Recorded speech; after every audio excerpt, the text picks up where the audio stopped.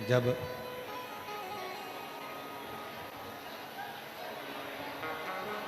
देवता और असुरों ने मिलकर मंथन किया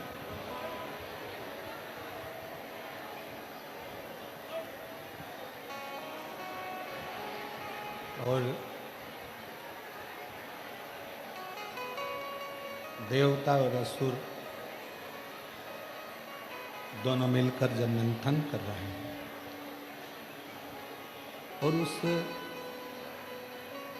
मंथन में सबसे पहले जो प्रकट हुई वो गौ माता प्रकट हुई।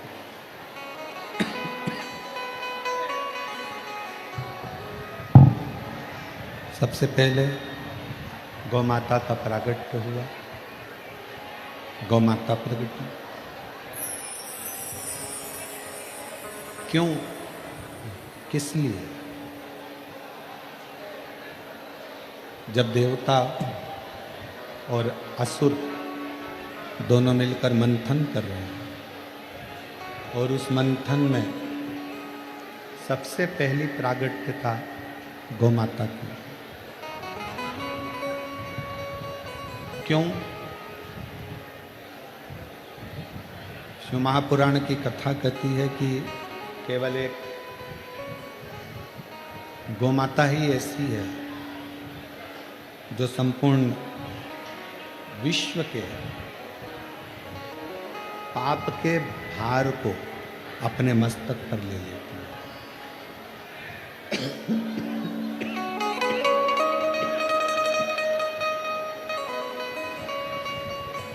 पूरे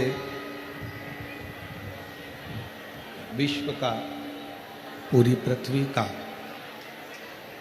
जो पाप भार है गौ माता अपने मस्तक पर धारण कर लेती है। अब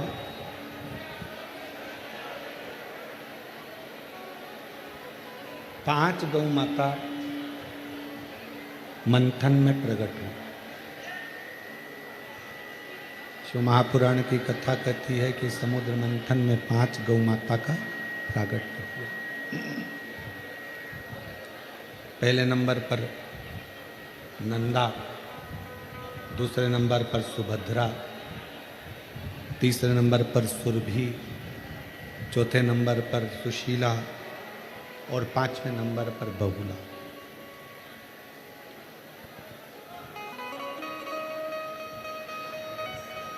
ये 5 गौमाता जिन्होंने पूरे विश्व के लिए, पूरे विश्व के कल्याण के लिए अवतरण किया, उनका प्रागट्य हुआ।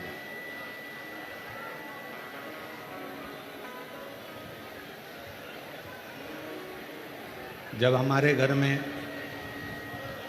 पहले नंबर की रोटी गौमाता की बनती है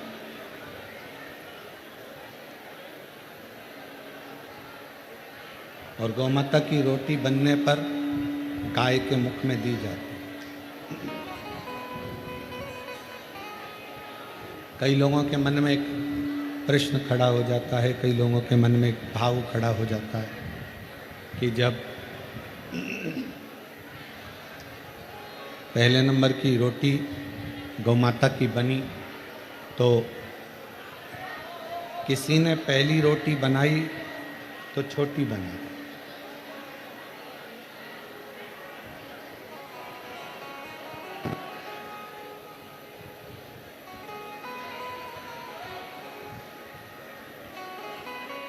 मेरा निवेदन है जितने श्रोता भाई बहन बाजू में खड़े हुए हैं उनसे भी 2-3 घंटे की बात है।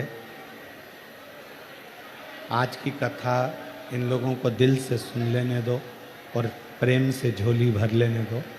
आप लोग शांत रहकर कथा का लाभ लो और अपने जीवन को सार्थक करो। 2-2.5 घंटे के बाद में कोई नहीं पूछेगा कि जगह कहाँ है। खड़े हो तो खड़े खड़े सुन लो, बैठ गए तो बैठे बैठे सुन लो और दिल से सुनो, अपने अंदर भर कर झोली बाबा के दरवाजे से झोली भर कर लेकर जाओ। आवाज़ साफ नहीं हुई है और मिठास नहीं हुई है।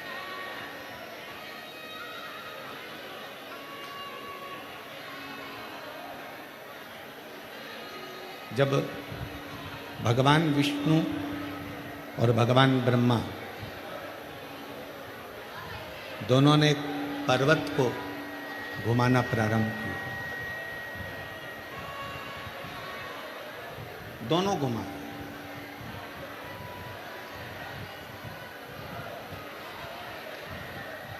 भगवान ब्रह्मा और भगवान विष्णु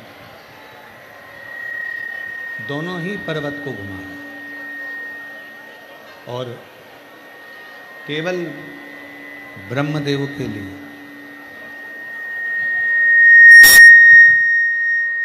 केवल ब्रह्मदेव के लिए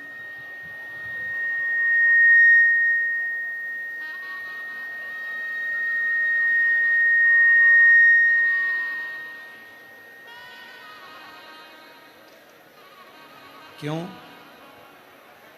क्योंकि ब्रह्मा जी के मन में एक संशय था, ये संपूर्ण ब्रह्मांड मैं बना भी सकता हूं और ये संपूर्ण ब्रह्मांड में मिटा भी सकता हूं।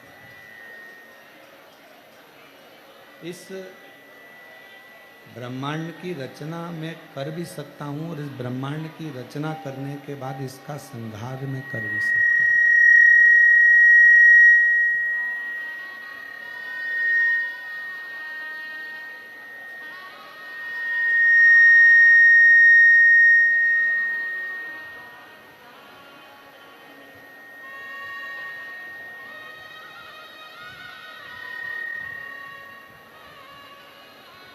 ये ब्रह्मांड का रचना करता मैं स्वयं बन सकता हूं,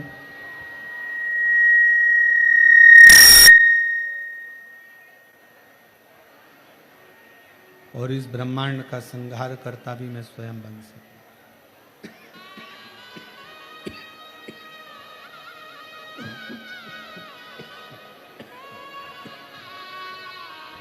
दोनों में बन सकता। तब भगवान विष्णु के मन में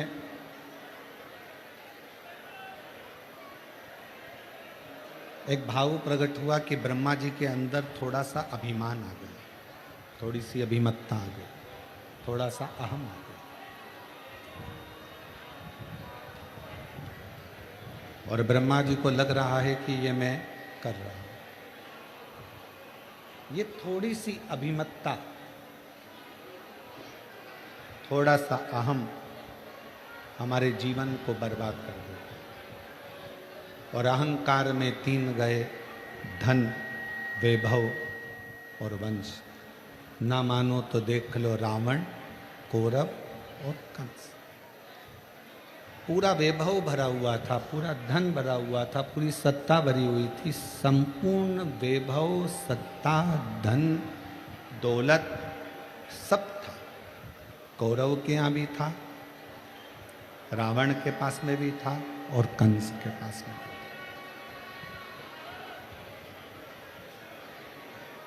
पर थोड़ी सी अभिमत्ता, थोड़ा सा, और जब थोड़ी सी अभिमत्ता, थोड़ा सा अभिमान आया तो ये सब कुछ नष्ट हो गया। शिव पुराण कर रही है, भगवान शंकर का चरित्र कर रहा है। ब्रह्मा जी के मन में एक अभिमत्ता का थोड़ा सा भाव प्रकट हो गया। ब्रह्मा जी के हृदय में आ गया कि ये सृष्टि का निर्माण करता भी मैं हो सकता हूं और सृष्टि का संहार करता भी मैं हो सकता हूं।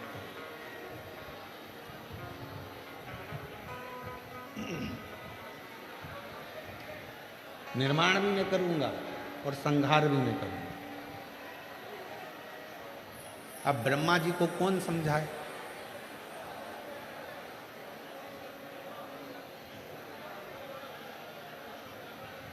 ज्ञानी को समझाना सरल है,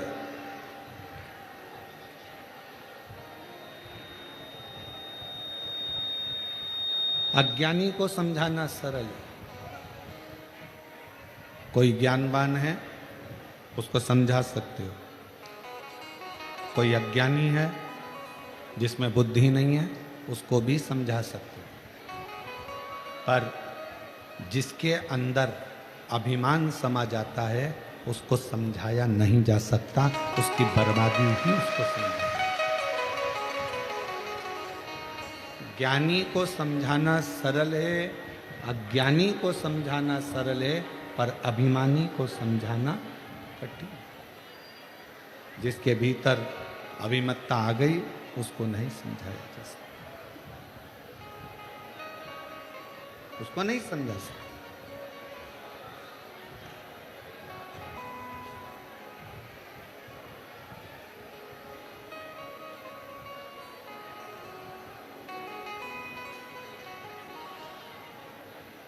ब्रह्मा जी के अंदर ये अभिमत्ता आ गई थी।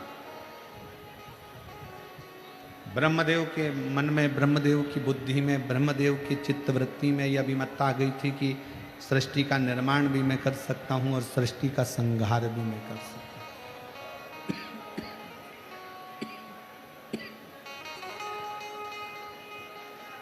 दोनों में कर सकता हूं, पर समझाए कौन? रचा है सृष्टि को जिस प्रभु ने, वही सृष्टि चला रहे हैं। जो पेड़ हमने लगाया पहले, जो पेड़ हमने लगाया पहले, उसी का फल हम पा रहे हैं।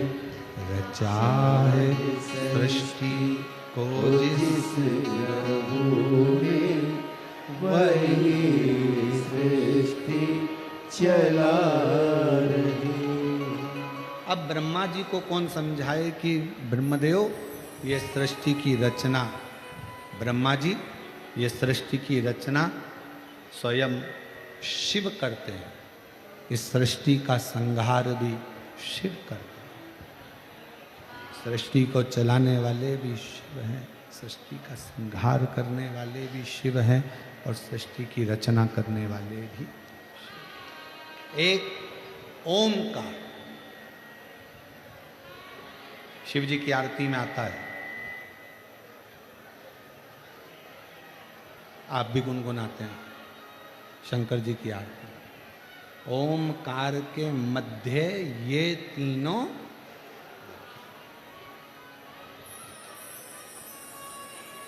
एक ओमकार और उस ओमकार के मध्य में ये तीनों एक है।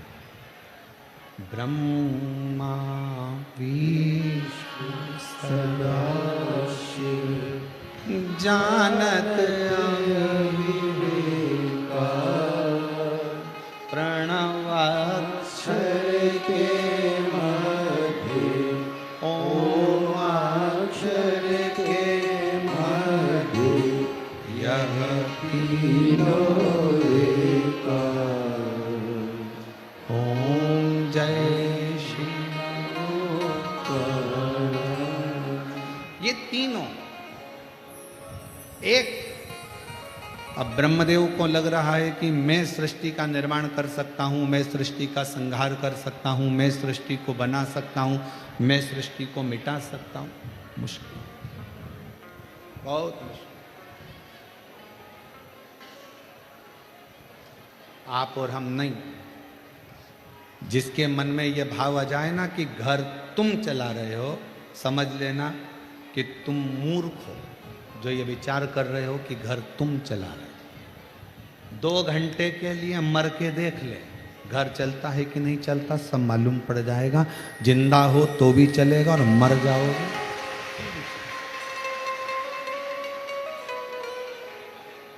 जीवित हो तो भी चलेगा, नहीं रहोगे तो भी चलेगा।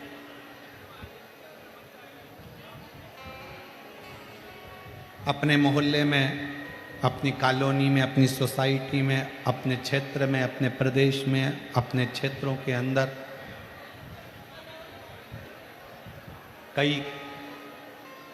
कोई बेचारा कमाने वाला व्यक्ति होता है, छोटे छोटे बच्चे रहते हैं और कमाने वाला व्यक्ति ही मर जाता है। बच्चे छोटे हैं, पूरा गांव का लोग कहता है बेचारे का क्या हो गया, छोटे छोटे बच्चे छोड़ के चले गए, बूढ़े बूढ़े माँ बाप रह गए और वो चले गए। कौन संभालेगा, कौन करेगा? पूरा गांव का लोग टेंशन में रहता है, इसका क्या होगा, इसका क्या होगा, इसका क्या होगा, इसका क्या होगा। शिव महापुराण की कथा कहती है, शंकर भगवान ने पार्वती जी को मणिकर्णिका के घाट पर बैठकर शंकर भगवान ने पार्वती जी को ज्ञान उपदेश देते समय कहा था, पार्वती यहाँ जितने मुर्दे आते हैं ये सब जल जाते हैं,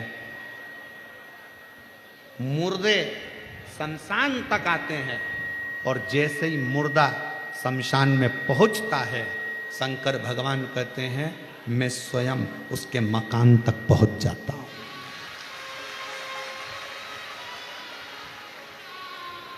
मुर्दा शमशान तक पहुंचा, शिव उसके मकान तक पहुंचा। कौन संभालेगा, कौन जानेगा, कौन देखेगा, कौन करेगा? केवल कहा ब्रह्मा विष्णु सदा शिव जानत अविवेका, भोले जानत अविवेका, प्रणवाक्षर के मध्य ओम अक्षर के मध्य यह तीनों एका। ओम जय शिव ओंकार। ये हमको लग रहा है कि अब कौन संभाले।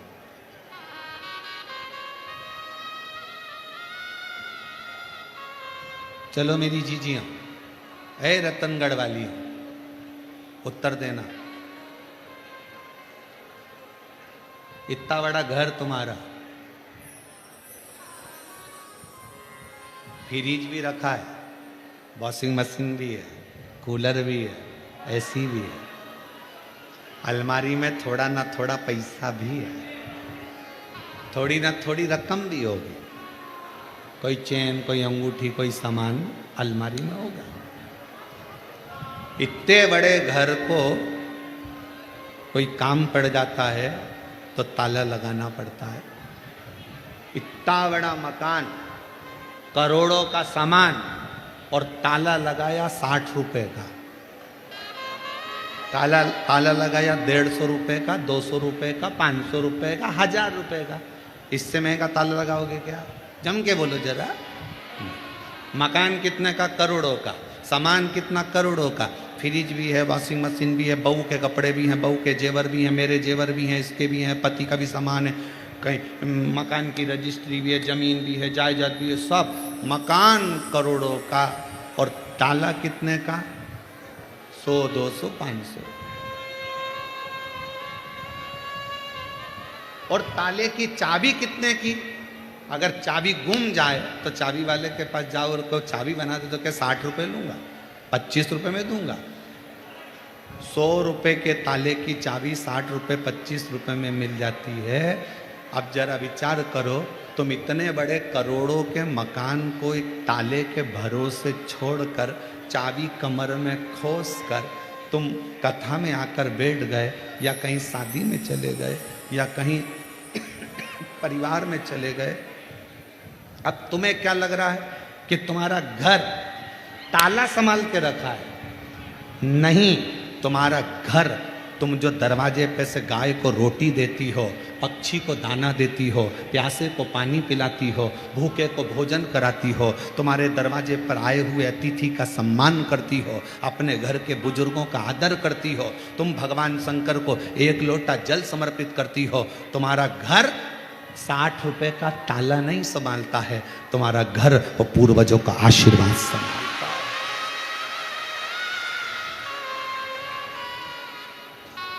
और जिस दिन तुम्हारा पुण्य कम हुआ, जिस दिन तुम्हारा पुण्य घटा, 60 रुपए का ताला तो एक हथौड़ी में कोई तोड़ेगा और अंदर घुस जाएगा, सब ले जाएगा।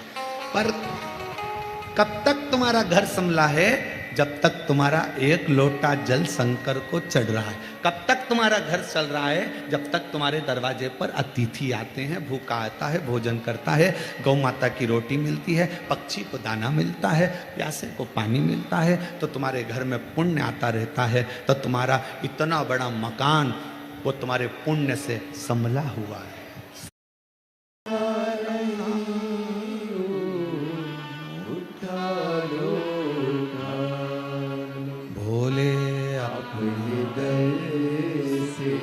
अब तो ना टारो, गिरी जा रही हो, उठा लो। हम उस पर समर्पित हो जाएं। जब वो राजा श्वेत का काल बदल सकता है, तो शंकर जी को एक लोटा जल चढ़ाने वाले का मेरा महाकाल हाल भी बदल सकता है।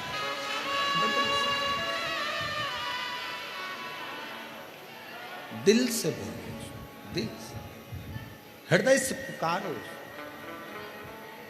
मेरी जीजियों, ये कथा तो आज विराम हो जाएगी। हम भी यहाँ से बाबा धाम के लिए चले जाएंगे। फिर वहाँ जाकर वहाँ से सिंहेश्वर बिहार 21 से 27 तारीख तक कथा चलेगी, उसमें पहुँच जाएंगे। टीवी पर आप लोग 2 बजे से देखिए। कथा का मूल सार शिव जैसी शांति रखकर, मन में धैर्य रखकर, शंकर की उदारता को, शंकर की करुणा को स्वीकार कर, अपने भीतर उतार कर, अपने भीतर। और जब आप उसका नाम लेकर उसको पुकारते हो, जब आप उसको बुलाते हो, मेरी बेटियों, मेरी जीजियों, मेरी माताओं, मेरे भाई, मेरे जीजाओं, शायद दुनिया के लोग कहें कि पत्थर में भी क्या भगवान प्रकट होता है, पर इन पत्थरों का ढेर कहता है दिल से पुकारा जाए तो परमात्मा प्रकट होकर दुख हर पाए। ब्रह्मा जी के भीतर की अभिमत्ता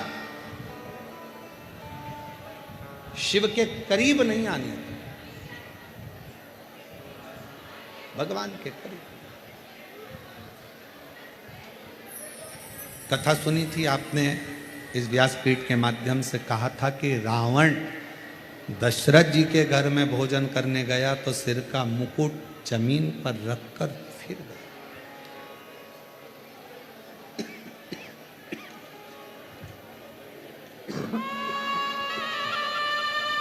अपनी अभिमत्ता को त्याग,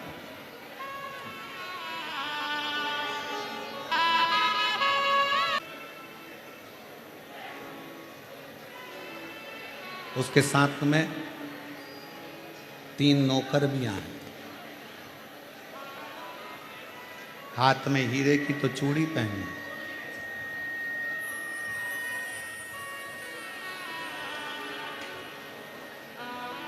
जब वो कल या परसों का वीडियो होगा, कचरा उठा रही थी तो किसी मीडिया वाले ने पूछा तुम कहाँ से आई हो, तो कहा जोधपुर। क्या काम काज है आपका वहाँ जोधपुर में? तो कहा बॉम्बे में 2 फैक्ट्रियाँ हैं और एक गुजरात में फैक्ट्री है, 3 फैक्ट्री की मालकिन। तो पूछा कि तुम ये पंडाल में सो रही हो? हाँ। पूरा परिवार कर्जे में था, वो अगर बैठी होगी तो मैं उठाऊंगा नहीं उसको, बैठी। पूरा परिवार कर्जे में डूब चुका था, पूरा परिवार। इतना कर्जा हो गया था कि प्राण जाने। उसने सोशल मीडिया वालों को बताया मेरे बाबा की कथा मैंने जब सरदारपुर के राम मंदिर में छोटे से मंदिर प्रांगण में जब सुनी थी शिव पुराण, उस दिन से मेरे बाबा ने हाथ पकड़ा तो आज मैं 3 फैक्ट्री की मालकिन बनकर गई। ये शिव है। और उसी का एक उदाहरण इन पत्र में भी एक बहन ने लिखा, प्यारा तू मेरा बाबा, मैं हूँ तेरा लाला, मैं हूँ तेरा लाला, तू मेरा बाबा, मैं हूँ तेरा लाला, मैं हूँ तेरा लाला। आप दिल से उससे कुछ कहने के लिए आए,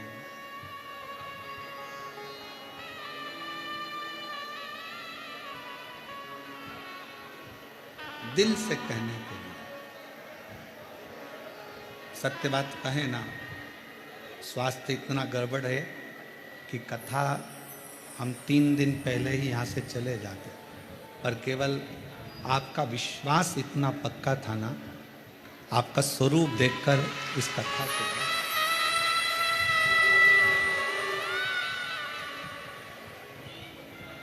ये केवल कथा आपके बल पर हो, केवल आपके। मैं माननीय पूर्व विधायक महर्षि जी को भी इस चीज़ के लिए धन्यवाद दूंगा कि ये कथा पहले दिन ही विराम हो गई थी देखा, पर उन्होंने प्रशासन से बात कर कर अपनी खुद की वारंटी लगाई है कि इस कथा को करने दो, जो होगा वो हमारे ऊपर हम ले लेंगे, पर कथा रतनगढ़ में हो।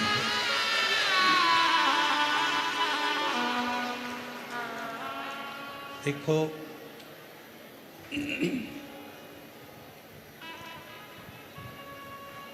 शिव तत्व आपके अंदर इतना भरा हुआ है, मेरी रतनगढ़ की जीजियों, मेरे जीजाओं, मेरी बेटियों बेटाओं, छोटे छोटे बच्चे, कोई पानी पिलाता हुआ, कोई कुछ खिलाता हुआ जब दिखता है ना, तो ऐसा लगता है कि इन लोगों के भीतर कितना भाव। तो ये कथा जब इतनी गर्मी में ये बच्चे सेवा कर सकते हैं, तो अपना स्वास्थ्य भले खराब है पर इनको 7 दिन पूरे कर कर जाऊं, कथा सुना कर कथा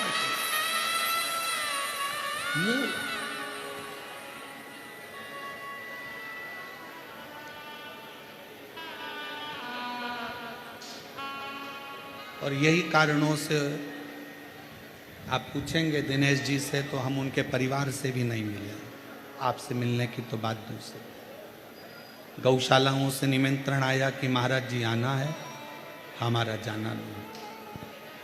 कई मंदिरों से निमंत्रण आया, शरीर 3 घंटा यहाँ कथा को देने के बाद शरीर में इतना ज़्यादा तकलीफ हो जाता है कि घर कमरे में जाकर आप दवाई खाकर कमरे से बाहर नहीं निकल सकते।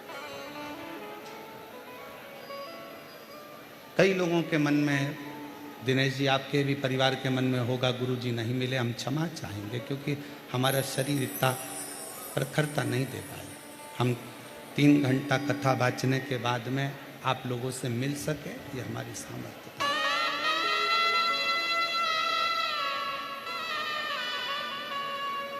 आप शिव के हो, शिव आपके हो। कथा में, कथा शंकर की है और शंकर को पकड़ो, शंकर को भजो। सियोर वाले महाराज को नहीं भजना है तुम्हें, सियोर वाले महाराज को नहीं पकड़ना है तुम्हें पकड़ना शिव को, शंकर को पकड़ना।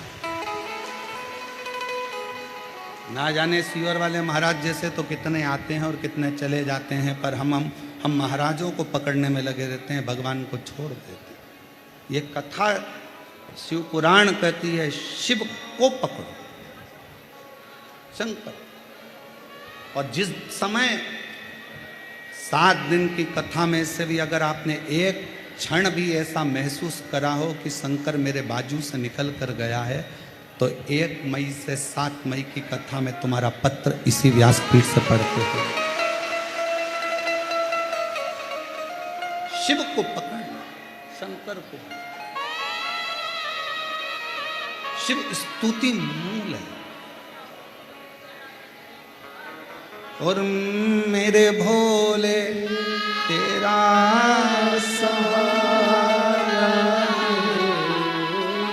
मेरे भोले तेरा सहारा है, मेरी नैया का तू किनारा है।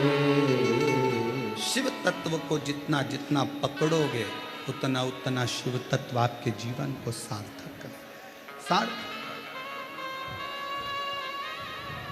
हम क्या करते हैं, थोड़े दिन तो शंकर को पकड़ते हैं, काम नहीं होता, दूसरा पकड़ते हैं, फिर काम नहीं हुआ तो तीसरा पकड़ते हैं, काम नहीं हुआ तो चौथा पकड़ते हैं।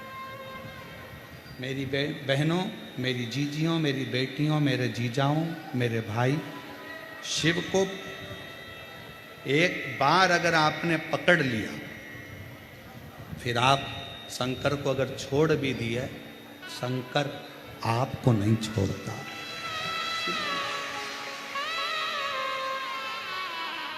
ब्रह्मदेव के भीतर थोड़ी सी अभिमतता के कारण ब्रह्मा शिव को नहीं पहचाने,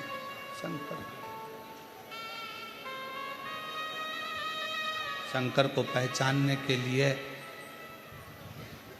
आपके और हमारे नेत्र नहीं है। सच्चे गुरु को पहचानने के लिए आपके और हमारे नेत्र नहीं है।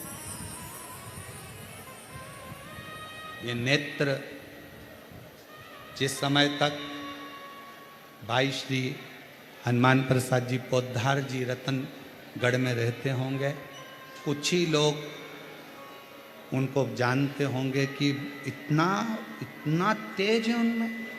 पर जब शरीर चला जाता है, शरीर पहुंच जाता है, तब लोग कहते हैं कि हमारे क्षेत्र के ऐसे ऐसे विद्वान। उस विद्वान को जीते जी पहचानो कि नेत्र चाहिए अपने पास में कि ये क्या।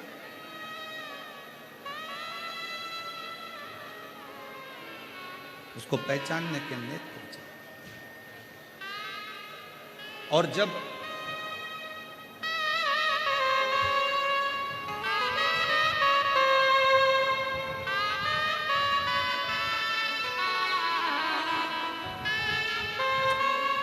पहचानने के नेत्र चाहिए। सोफा लगा। और वो नेत्र पहचानने के लिए बहुत जरूरी है। ब्रह्मा जी नहीं पहचाने, ब्रह्मदेव जी।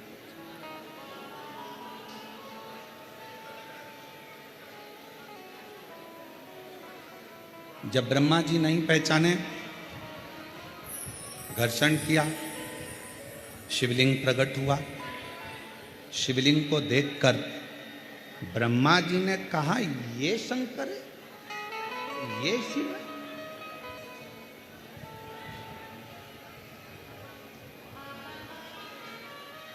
मानो तो मैं गंगा मां हूं, ना मानो तो बहता।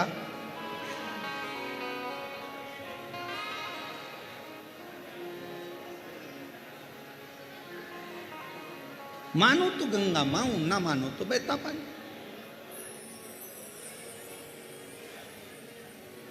मानो तो कंकर में शंकर है, और ना मानो तो वो पत्थर, वो पाषाण, वो कंकर है।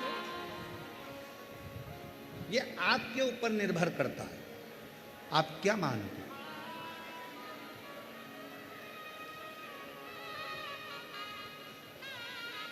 तुम्हारे गांव के मंदिर में जब एक लोटा जल चढ़ाने के लिए अपने घर से निकल कर जाओ ना, घर से जब अपने घर के हंडे में से, मटके में से, अपने घर के परिंडे में से एक लोटा जल जब भर कर लेकर निकलो, एक लोटा जल जब भर कर लेकर जाओ, परिंडे में से, हंडे में से जब पानी भरो, तो सबसे पहला शब्द आपके मुख पर होना चाहिए, बाबा तेरे भरोसे आ रही हूँ, तेरे आश्रित होकर आ रही हूँ, श्री शिवाय।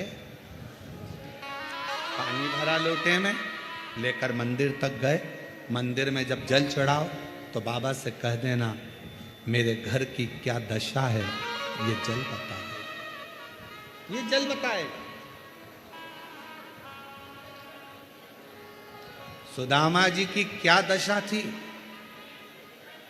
भगवान कृष्ण को किसने बताया? सुदामा जी ने बताया था क्या? जम के बोलो जरा। नहीं। सुदामा जी की क्या दशा थी, ये सुदामा जी ने भगवान कृष्ण को नहीं बताया। सुदामा जी ने नहीं बताया। कौन ने बताया? सुदामा जी की पोटली में तंदुल बंधे थे। सुदामा जी के तंदुल द्वारका नाथ ने जब निकाले, पाए, समझ गए ये तंदुल की दशा ने सुदामा की दशा को बता दिया कि ये दशा।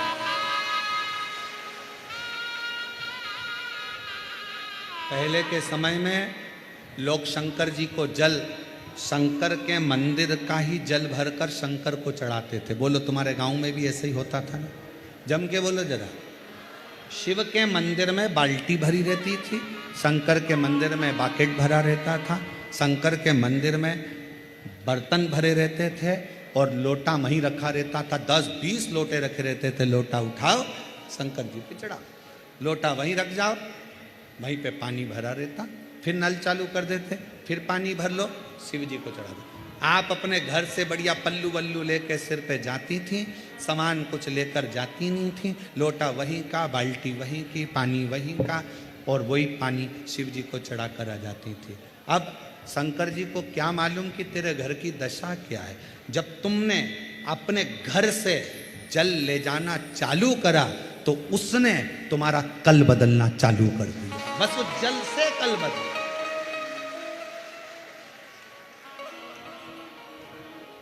अब कितने लोगों का भला कर रहे हो आप? घर से जब भरा हुआ जल लेकर रोज जाओगी, सामने से कोई व्यक्ति निकल कर जा रहा है, कोई अच्छा काम के लिए जा रहा है, तुम्हारा भरा हुआ हंडा देखकर, तुम्हारा कलश, तुम्हारा लोटा भरा हुआ देखकर जब वो सामने से निकल कर जाएगा, उसका काम सफल हो जाएगा। ना जाने कितनों के काम सफल कर दिए। जब वहां से आती हो, शिव जी का चढ़ा जल पात्र में लेकर आती हो, वो पात्र का जल कभी कभी नीचे गिर जाता है, 2 बूंद पड़ जाती है, दरवाजे पर छींट दिया जाता है, घर के लोग आचमन कर लेते हैं। घर के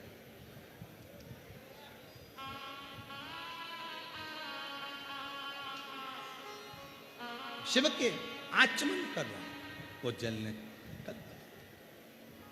क्यों? आज पूरा विश्व, 272 देश आज शिव महापुराण की कथा को सुनते हैं,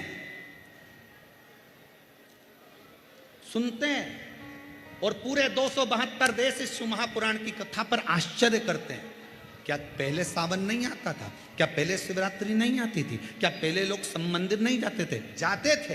फिर अब कलिकाल में शंकर भगवान एकदम एक लोटा जल और सारी समस्या हल, ये कैसे होने लगा? उसका कारण केवल इतना था, सुदामा भगवान कृष्ण के यहाँ जब तक नहीं गए, जब तक उनके पास में देने के लिए कुछ नहीं था। जब चावल की पोटली आई, सुदामा लेकर पहुंच गए। तुम भगवान शंकर के दरवाजे पर जब एक लोटा जल लेकर गई और शिव जी को चढ़ाया, उस जल ने तुम्हारा कल बदल दिया। उस जल ने जान लिया कि ये शिव पाया। तेरे घर की दशा क्या है? जल कहां रखा रहता है? जिस जल को तुम भर के लेके जाती हो, वो जल कहां रखा रहता है? हॉल में, तुम्हारे बेडरूम में नहीं, वो जल रहता है रसोई घर में। और रसोई घर में से वो हंडे में से, परिंडे में से जल भरती हो। परिंडा पितरों का स्थान होता है। पितरों का जल घर के मध्य से निकलकर जब तुम बाहर जाती हो तो घर का वास्तु, पितरों का भाग, वास्तु का भाग सब जल में भरा कर जाता है और शिव जी पे चढ़ जाता है। तो पितृ दोष भी शिव समाप्त कर देते हैं, वास्तु दोष भी शिव समाप्त कर देते हैं, और काल सर्प दोष भी शिव समाप्त कर देते हैं।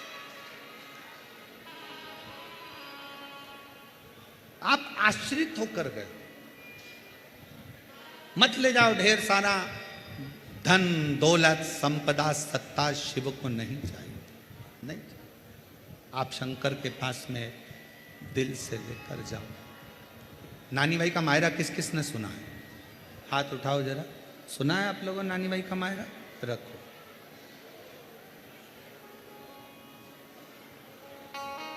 नरसिंह मेहता जी को सांवरिया जी से किसने मिलवाया था? जम के बोलो जरा, कौन ने मिलवाया था? जब नरसिंह मेहता की भाभी दुरत गौरी ने चाल चलकर जयाबाई के जब प्राण छूट गए दादी के, तब लीला रची दुरत गौरी ने, और उसने अपने देवर को, उसकी पत्नी को, उसकी लड़की को, उसके लड़के को धक्का देकर बाहर निकाल दिया।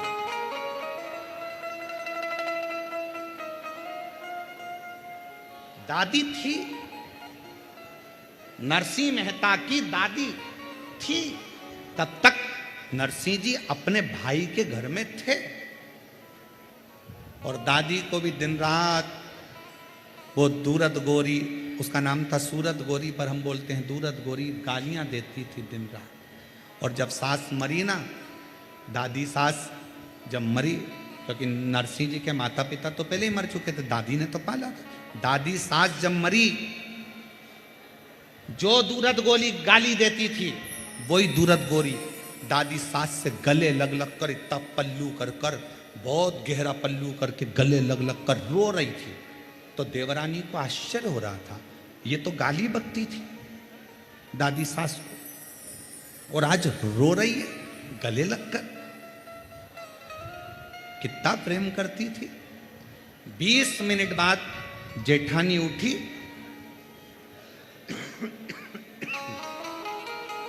दुरत गौरी उठी, देवरानी से कहा अब तुम रो लो, और उठ के रसोई घर में चली गई।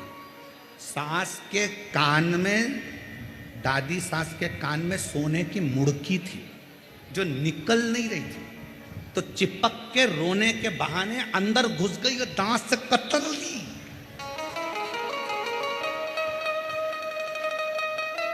सोने की मुर्गी को दांत से कतर रही थी और मुंह से ऐसे चिल्ला रही थी, ओ दांत से कतर रही मुर्गी को।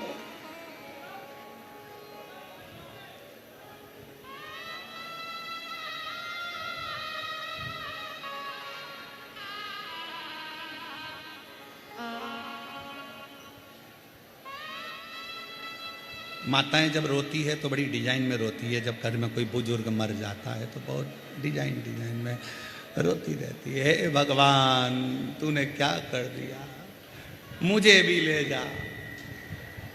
और बाजू में भगवान आकर खड़े हो के कोनी मार के कमला चल, कमला के मेरे को चक्कर आ रहे, पड़ोसन को ले जा।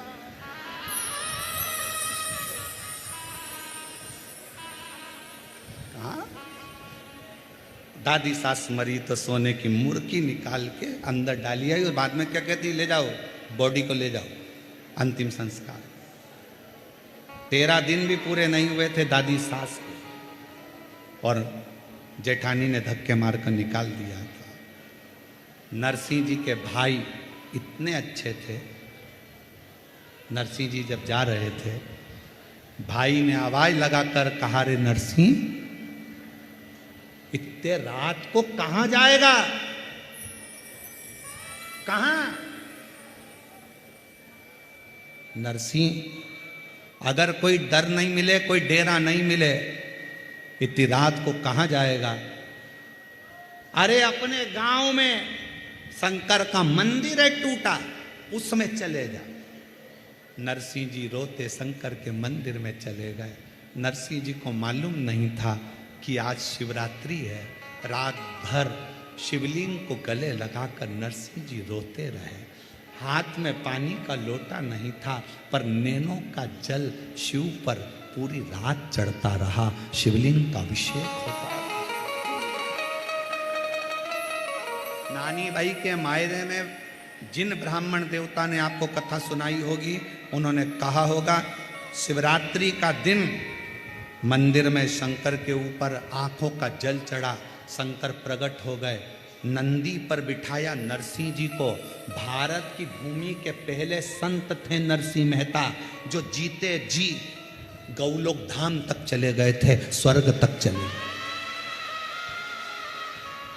कोई लेकर नहीं जाता, किसी की सामर्थ्यता नहीं थी जो ले जाते। शरीर जीवित था और नरसिंह जी को नंदी पर बिठाकर गोलोक धाम ले गए, जहाँ पर भगवान कृष्ण राधा जी के साथ में रास कर रहे थे। नरसिंह जी को खड़ा कर दिया। नरसिंह जी ने पूछा ठाकुर जी कहाँ मिलेंगे? कि सामने मिलेंगे, तो यहीं खड़े रहे, वो तुझे देख लेंगे। भगवान शंकर पीछे छुप गए। सांवरिया जी बंसी बजाते बजाते नरसिंह जी पे दृष्टि पड़ गई। नरसिंह जी को देखा तो सांवरिया जी दौड़ कर आ गए। तुम कौन? नरसिंह जी बोले मैं नरसिंह मेहता। कहां रहते? पृथ्वी पर। तो यहां स्वर्ग में क्या कर रहे हो? लेके कौन आया? नरसिंह जी बोले नंदी पे लाया था, बेल पे चढ़ा के लाया था। भगवान कृष्ण राधा जी के गले में बैया डालकर मुस्कुरा कर कहते हैं राधा, मेरे तक लेकर आने की हिम्मत केवल एक शंकर में है, जो जीते जी भी ला सकता है। केवल शिव में, जो जीते जी भी मनुष्य को मेरे पास ला सकता। नरसिंह मेहता जी खड़े थे, सांवरिया मुस्कुराकर, राधा रानी के साथ सांवरिया मुस्कुराकर दोनों हाथ उठाकर मेरे सांवरिया सेठ ने कहा हर हर। जो सांवरिया सेठ ने कहा देखकर थकित रह गई राधिका। प्रभु शिव जी लेकर आए हैं नरसिंह को, कुछ दोगे नहीं? दे दी, राग के राग दे दी। जब जब गाएगा सांवरिया दौड़ कर आएगा। और जैसे ही राग केदार दी, नरसिंह जी आए वापिस नीचे। शंकर भगवान ने कहा नरसिंह बस मेरा काम यही था, मैं डायरेक्ट नहीं देता, इनडायरेक्ट बहुत दे देता। अब तुझे कोई कमी नहीं रहेगी। टूटे झोपड़े से मड़े महल में नरसिंह पहुंच गए। किसकी कृपा से? जम के बोलो, शिव की कृपा से।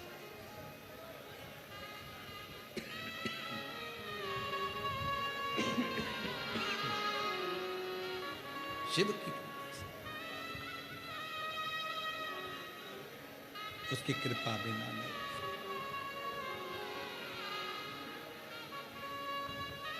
बस हृदय से वो कहते ना,